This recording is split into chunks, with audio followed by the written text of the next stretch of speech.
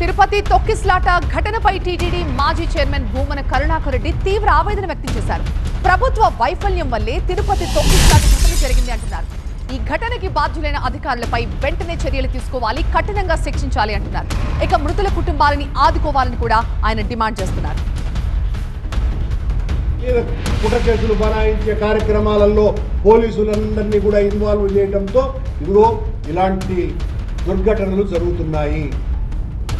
వెంటనే సంబంధిత పోలీసు అధికారులను, కొండ మీద ఉన్నటువంటి అడిషనల్ ఈఓను సస్పెండ్ చేయాలి, ఈఓను బదిలీ చేయాలి. దీనికి సంబంధించినటువంటి ఇతర అధికారులందరి మీద తగిన చర్యలు తీసుకోవాలి. అన్నింటికంటే ముఖ్యంగా చనిపోయినటువంటి కుటుంబాలకు ఒక్కొక్కరికి కనీసం ₹1,00,00,000 ఎక్స్గ్రేషియో ప్రకటించవలసిందిగా వైఎస్ఆర్ కాంగ్రెస్ పార్టీ డిమాండ్ చేస్తున్నది. అలాగే గాయపడిన ప్రతి ఒక్కరికి కూడా కనీసం ₹20 లక్షల ఇవ్వవలసినటువంటి అవసరం మేము గట్టిగా డిమాండ్ చేస్తున్నాం.